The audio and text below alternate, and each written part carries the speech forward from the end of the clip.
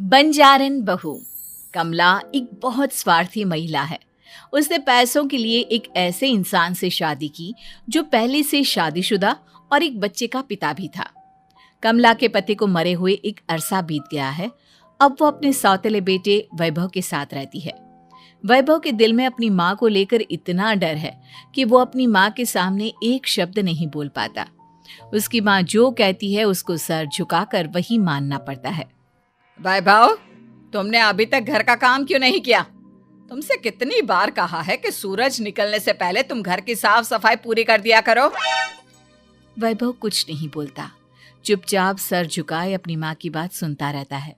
तभी पास में खड़ा नौकर सुखराम कहता है, मालकिन, वैभव बाबा को रात से तेज बुखार है, इसलिए वो सुबह जल्दी उठ नहीं पाए। उनके बदले मैं घर की साफ सफाई कर देता हूँ। इसे कोई बुखार नहीं है। मैं इसे अच्छी तरह से जानती हूँ। ये सब काम न करने के बहाने हैं। सुखराम काका, बोल दो इसे, सारे घर का काम यही करेगा। और इससे समय पर अपना काम पूरा नहीं किया तो इससे आज का खाना भी नहीं मिलेगा। मगर मालकिन, वैभव बाबा की सच में ही तबीयत खराब है, आप एक बार देख तो लीजिए। कमला बिना कुछ बोले वहां से चली गई और बेचारा वैभव तेज बुखार में भी काम करता रहा। कमला वैभव की शादी एक ऐसी लड़की से कराना चाहती थी जो अनपढ़ हो और कमला से इसी तरह डरे जिस तरह वैभव डरता है, ताकि वैभव की सारी जायदाद और धन दौलत उसकी मुट्ठी में रहे। लेकिन आज के जमाने में ऐसी लड़की मिलना मुश्किल है। कमला कार में यही सब कुछ सोचती जा रही थी कि तभी रास्ते में, अरे ड्राइवर, तुमने कार क्यों रोक दी? और ये इतना शोर कैसा? मैडम, आगे कुछ बंजारों का खेल चल रहा है, इसलिए भीड़ लगी है। मैं अभी भीड़ को साइड में करवाकर कार निकालता हूँ। ड्राइवर भीड़ को साइड करके कार निकालने की कोशिश करने लगा कि तभी कमला की नजर रस्सी पर चल रही एक फुलवा नाम की बंजारन पर पड़ी। क्यों ना मैं इस बंजारन की शादी वैभव से करा दूं? ये तो अनपढ़ लग रही है, मेरे पैरों तले दबकर भी रहेगी। मुझे अभी इसके माँ बाप से बात करनी होगी। ये सोचकर कमला ने उन बंजारों से बात की और उन्हें शाम को अपने घर बुलाया।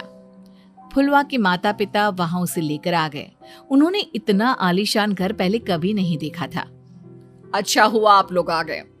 देखिए, मुझे घुमा फिरा कर बात करने की आदत नहीं है, इसलिए सीधे सीधे मुद्दे पर आती हूँ। मुझे आपकी बेटी बहुत पसंद है। मैं अपने इकलौते बेटे की शादी आपकी बेटी फुलवा से कराना चाहती हूँ। इसके बदले में आप जो चाहो वो ले सकती हैं। तभी फुलवा की माँ कहती है, ये क्या कह रही है मैम साहब? कहीं आप हमारी गरीबी का मजाक तो नहीं उड़ा रही ना? आप मेरे बेटे से मिल लो। अगर आपको मेरा बेटा पसंद आता है तो मैं कल से ही शादी की तैयारी शुरू कर दूंगी। सुखराम, वैभव को लेकर आओ। फुलवा अपनी माँ के कान में फुसफुसाती है, माँ, कहीं इस मेम साहब का छोरा पागल तो ना है? फुलवा अपनी माँ से बात कर रही होती है कि वैभव वहां आता है। फुलवा उसे देखती ही रह जाती है और उसके माता पिता उसकी शादी तय कर देते हैं। शादी वाले दिन किसी को फुलवा और वैभव की बेमेल विवाह की बात समझ में नहीं आती। फिर भी एक औरत कमला से पूछ ही लेती है, कमला जी, आपने अपने इकलौते बेटे की शादी देहाती गवार से क्यों करा दी? ये बंजारन आपके घर की बहू बनने लायक तो नहीं है। कम से कम अपने स्टेटस का ही ख्याल कर लिया होता। बहू तो अपने टक्कर की लाती, आपने बंजारन को ही बहू बना लिया। अब कमला को समझ में नहीं आ रहा था कि इस बात का क्या जवाब दे। वो कुछ देर चुप रही और सोच समझ कर कहती है, बहन जी, आपको तो पता है आजकल के बच्चे किसी की बात कहाँ सुनते हैं। मैं तो अपनी बहू एक पढ़ी लिखी और अपनी सोसाइटी की ही ढूंढ रही थी। लेकिन मेरे बेटे ने मेरे सामने इस बंजारन को लाकर खड़ा कर दिया। बोला कि मैं शादी करूंगा तो इसी से।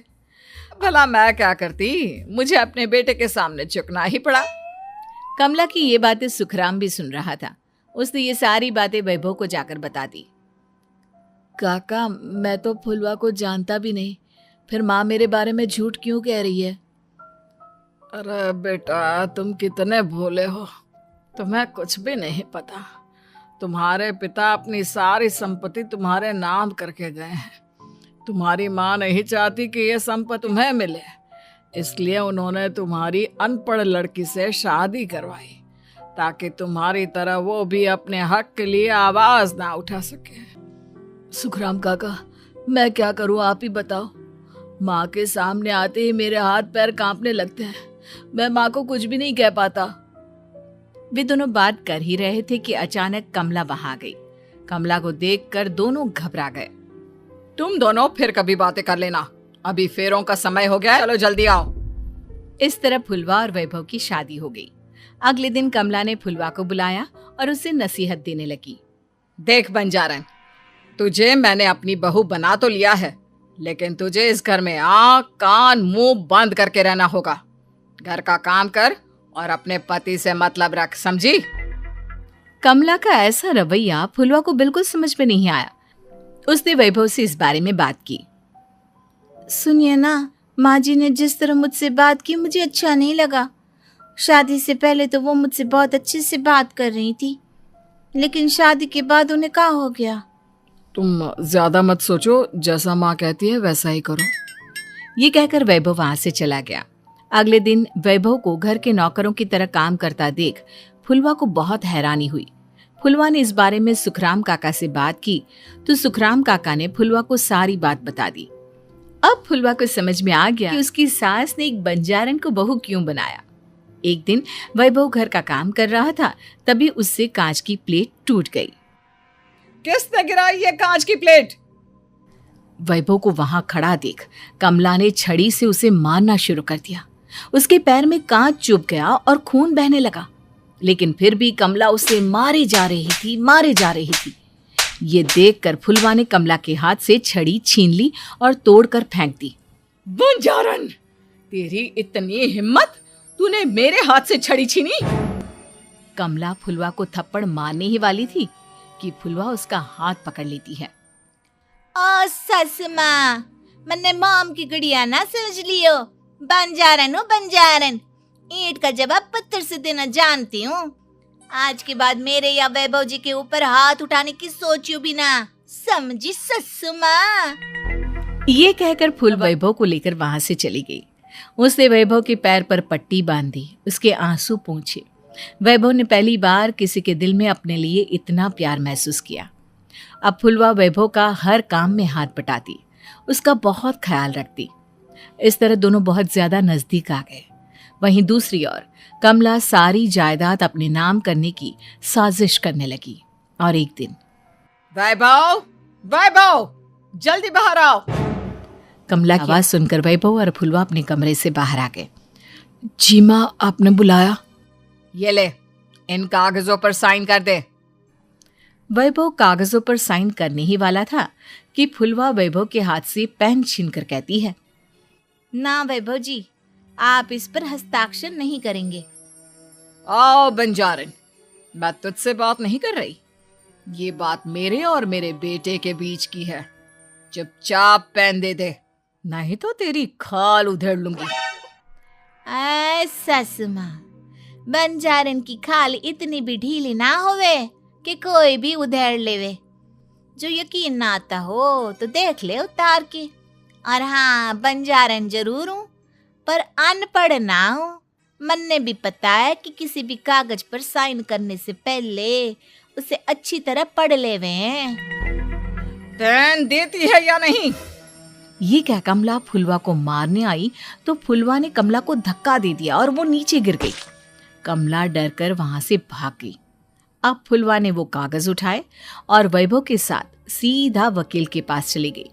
वकील ने वो कागज देखे और फुलवा को बताया, वैभव के पिता की सारी जायदाद और संपत्ति वैभव के नाम है, लेकिन वैभव की सौतेली माँ इस संपत्ति को अपने नाम कराना चाहती है, इसलिए इन कागजों पर वो साइन करा रही थी।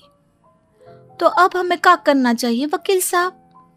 वकील ने फुलवा और वैभव को सब कुछ अच्छी तरह से समझा दिया। अब दोनों घर पर पुलिस को लेकर पहुंचे। कमला पुलिस को देखकर घबरा गई। पुलिस ने कहा, आपके नाम की कंप्लेंट हुई है, आपको हमारे साथ थाने चलना होगा। कंप्लेंट? कैसे कंप्लेंट? आप अपने सौतेले बेटे पर बहुत अत्याचार करती हो। धोखे से सारी जायदाद अपने नाम करा रही। अब नहीं इंस्पेक्टर साहब, जरूर ये मेरी बहू की कोई साजिश है, इसने गलत कंप्लेंट की है। मैडम, शिकायत आपकी बहू ने नहीं बल्कि आपके बेटे वैभव ने की है। कमला वैभव का नाम सुनकर दंग रह गई। जिस बेटे ने कभी उसके सामने सर नहीं उठाया था, आज वही बेटा उसके सामने पुलिस को लिए आया है। वैभव, तुम्हारी इतनी हिम्मत कि तुम पुलिस को ले आए? हाँ माँ, मैं लाया हूँ पुलिस को, और मेरे अंदर इतनी हिम्मत कभी ना आती अगर फुलवा मेरा साथ ना देती। आपने बंजारन बहू को लाकर अपने ही पैर पर कुल्हाड़ी मारी है माँ। मैडम, अब की बातें खत्म हो गई हो तो चलो हमारे साथ। वैभव, मुझे माफ कर दो, मुझे थाने मत भेजो। आज के बाद मैं तुम्हें कभी नहीं मारूंगी, तुम्हें कभी परेशान नहीं करूंगी, मुझे माफ कर दो। वैभव अपनी कंप्लेंट वापस ले लेता है और पुलिस वहां से चली जाती है। वैभव अब सौतेली माँ से कहता है, मैंने पुलिस को वापस तो भेज दिया है, लेकिन मैं आपको माफ नहीं कर सकता। आपने बचपन से आज तक कभी मेरे सर पर हाथ नहीं रखा, हमेशा मुझे मारती रही, नौकरों की तरह बर्ताव करती रही। आप इस घर में नहीं रह सकती, चली जाइए यहाँ से। कमला घर छोड़कर चली गई और सड़क किनारे खड़ी होकर सोचने लगी, काश मैंने वैभव को माँ की तरह प्यार किया होता तो आज मैं इस तरह से बेसहारा ना हो जाती।